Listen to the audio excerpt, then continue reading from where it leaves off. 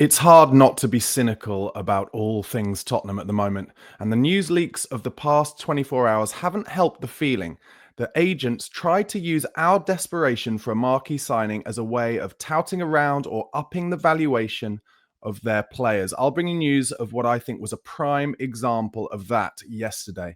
Meanwhile, Sonny seems to be closer than ever to a move to Hollywood, and all the latest from out in Hong Kong as the squad acclimatized before Thursday's North London derby. And a face from the recent past shows up with Daniel Levy, leaving us all no doubt wondering what on earth is going on in the Tottenham boardroom. I'll bring you all that and more on today's Tottenham transfer news. Guys, thank you so much for watching. If you're on YouTube, please do give this video a like. Please do press the subscribe button if you're not already a subscriber, and the notification bell so you get told when I drop all my latest content. And you can become a member of the channel. It really helps me bring you this daily content, just £1 a month. All the details of how are in the description box below. But let's get started. Over the past 24 hours or so, some huge back and forth news that Tottenham have requested permission, apparently, from Real Madrid to talk to their Brazilian playmaker, Rodrigo.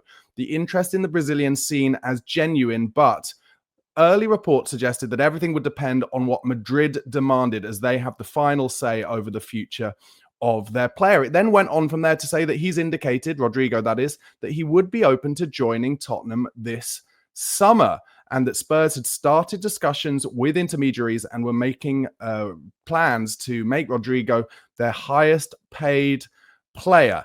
Other reports coming out from Spain were that Rodrigo is open to leaving Real Madrid. However, although he would potentially be interested in a move to Spurs, he would prefer to move to Liverpool. Liverpool, of course, have already bought Florian Wirtz, Hugo Ekitike, and are trying to get Alexander Isak through the door. So that presumably leaves not much space open for Rodrigo. So you'd think at that point, okay, Tottenham have a chance here.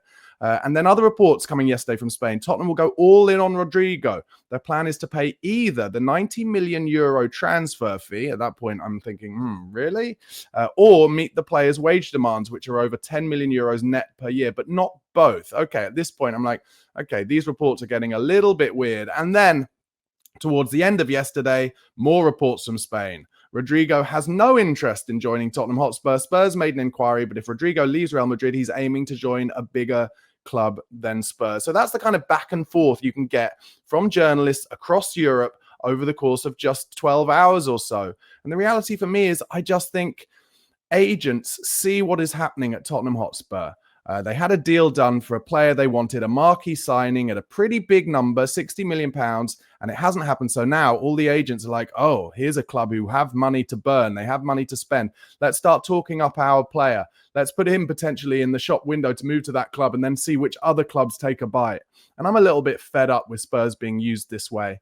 And I'm hoping, what I'm really hoping is that Johan Langer has gone back to trying to do his deals kind of in the dark, under the table. So we only hear about them when they're pretty much already done. Although, let's face it, even a here we go or a, it's definitely happening from David Ornstein these days doesn't really mean anything. To add to the kind of cynicism and anger yesterday, reports that Newcastle and Spurs have added Gabriel Jesus of Arsenal to their striker shortlist. He's also wanted by AC Milan and Inter Milan, apparently. That, for me, it sounds like utter tripe. More just agents trying to utilize Tottenham and in this case Newcastle as a way of trying to get a higher valuation, presumably from some Italian clubs. There's no way Tottenham are going to buy a player off South Woolwich Arsenal. There's no way that they would sell to us. It's completely bananas, and I'm kind of fed up with it. Like I said at the top, just feeling pretty cynical about it all at the moment. Let me know what you think in the comments. On to something a little bit more real. LAFC advancing, according to a lot of the reports yesterday, on signing Spurs captain Son Heung-min. Son will decide his future after the friendly in South Korea against Newcastle, which is at the weekend. LAFC believe that Sonny prefers to move to the MLS rather than go to Saudi Arabia, and Tottenham will not stand in his way if he decides to leave. Saudi sources, however, said that they believe Son will leave Spurs this summer and that they, Saudi Arabia that is, are prepared to pay €40 million, that's £30 million, with add-ons to secure his signature. Thomas Frank did do an interview yesterday. He was asked about Son. He said, I see a player that can play a very good role here next season. He's come in with a very good mindset, trained very hard and very well. So Frank is saying the right thing in case Sonny decides to stay.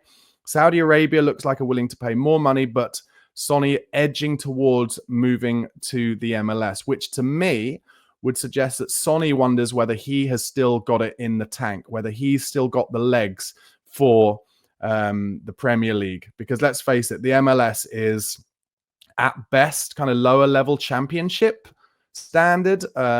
It's kind of the retirement home still, isn't it? And feel free to fight against me, people who watch it more regularly than I do, but I think the standard is still pretty low. I don't know what the standard is compared to Saudi Arabia. Obviously, you've got your big players. You've got Ronaldo in Saudi. You've got Messi and those guys in the MLS. But if Sonny moves to the MLS, I think that would suggest that he himself wonders, and probably with his father, they kind of deal with his career together, whether he really has it to still keep going, even as a rotational option in the Premier League. And if that's how he feels, then I think the right thing probably is for him to leave. And let's hope that the club supply him with a proper goodbye. Let him say goodbye, maybe at one of those big matches of the Super Cup or one of the preseason friendlies.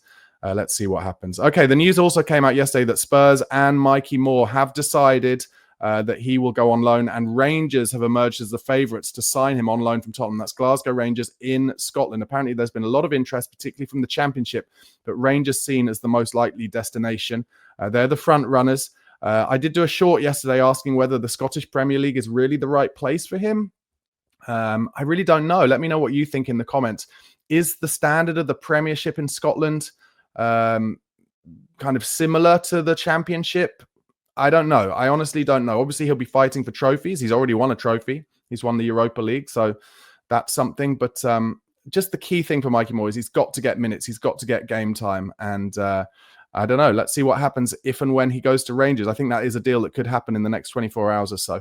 Yves Bissouma has been discussed internally at Al Ahly as a possible target, according to Ben Jacobs. So that is somewhere where we could get some money in. Spurs need to get some money in from player sales right now. They need to get, if Sonny is to leave, the money in for him. They need to get money potentially for Yves Bissouma, possibly Richarlison. Manor Solomon, unfortunately, is nursing an injury, but that's money we could get. I think Leeds would be interested in buying him. Need to get that money in so we can start properly trying to buy players as well. All right, guys, that's been the transfer news. Just before I go on to some other Spurs news from the last 24 hours, please, once again, if you haven't already, please do press like on YouTube. Subscribe if you're not already subscribed for daily Tottenham Hotspur transfer news. We can only hope that there will be some good transfer news coming soon. Hopefully, they're willing to spend that money on another marquee signing after the one that we all thought was going to happen fell through, whose name I'm no longer going to mention. And you can listen on the audio platforms, be that Spotify or Apple Podcasts. Just go over there, type in the Spurred On podcast, and give me a follow, a subscribe, and a rating. Okay, Thomas Frank has said today that Destiny Udogi's injury is a knee injury, and that is being assessed. Oh my God, we can only hope that that is not something serious like an ACL or an MCL. We really need Destiny Udogie ready for the start of the season. He has, of course, been left behind as we're off for the preseason in Asia. I really hope that's not a bad one, because we've only got Jed Spence and Pedro Porro for those fullback spots. Obviously, Ben Davis can do a job there, but I don't really want to see Ben Davis playing in a Premier League game at left back. Frank was asked about those infamous long throw auditions. He said, I tried to look into every single detail that can improve the team or make the chances of winning bigger. Set pieces is one of them. There's a lot of different set pieces that we can try to improve on. Long throws are one of them. I think long throws are a good weapon. I don't think it's a weapon we necessarily need to use every game, but I like to have it in the toolbox. For me, that makes sense. I think there are games where you can put pressure on teams who are particularly bad at conceding set pieces, or games maybe where you're the underdog and you're looking for any which way to score that goal and put the pressure back on the opposition. And I don't think we should feel like we're above that. I really don't. I think this makes sense from Thomas Frank, and I'm here for it. He was also asked what he thought he needed to change as the manager when watching Spurs matches from last season. He said, first and foremost, it's important to say that Ange and his staff achieved massively by winning the Europa League title. I thought there was a lot of good things that I can use as a foundation. We can build from there. What I'd like to add is probably a bit more balance. And of course, I think if we want to achieve something big, we need to be good in all phases of the game. I think that's fair comments. This was an interview he did with Men in Blazers. Go and check it out if you haven't already. I always just think Thomas Frank comes across as an ace communicator, and I really hope that the players are feeling that at the moment as well. I have to be honest, I'm a little nervous about this North London derby on Thursday. I feel like Arsenal are way ahead of us in their preparation. They're way ahead of us in terms of having bought players in this summer. They've bought 6 in. We've only got 1 new signing available on Thursday. And of course, we've got a new manager as well. So I fear for it a little bit on Thursday. Let me know how you feel about that game on Thursday in the comments. Is it possible we're going to get absolutely drubbed? Or am I being too negative? Could we actually cause a bit of a surprise? Okay, as I mentioned at the top, a bit of a surprise bit of news I read this morning from Chris Cowlin, actually, who's out in Hong Kong. He said that he's seen Daniel Levy, Vinay Venkatesham, as you'd expect, on the tour of Hong Kong, but also Donna Cullen. Donna Cullen, who, of course, left the club in the summer in a boardroom reshuffle. It was deemed that her place as part of the board wasn't required with Vinay Venkatesham coming in. So what is she doing out on that tour? How did Tottenham manage to make things optically look really weird? Like, you know, just keep the lines of communication and hierarchy clear so that everybody knows. Donna Marie Cullen being there will be confusing, surely, to Vinay Venkatesham. I don't get it. I don't know. Let me know what you think in the comments. I really don't get it. And then finally, before I leave, not a bit of Spurs news, but some news coming over from La Liga, which, if true, I am here for. I've been saying this for a long time, actually. I think this would be incredible. A new rule, apparently, potentially being introduced into La Liga this season, which is that the coaches will be able to request VAR intervention. So a bit like cricket and a bit like tennis, each coach will have 2 requests per match. And if their request for VAR usage is correct, those requests will be retained. That is the way VAR should be used as far as I'm concerned. Either the coach or the captain should have a couple of times per game where they're allowed to ask the referee to go and look at VAR. And then if they're correct and they get the decision in their favor, they keep that review.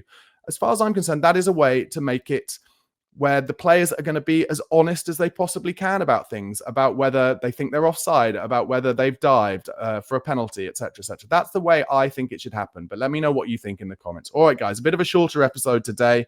Not a lot of news out there, but thank you so much for watching. Do give the video a like, press subscribe, and of course, become a member if you'd like to, just £1 a month. Details in the description box below. Enjoy your Tuesday, guys. Come on, you Spurs.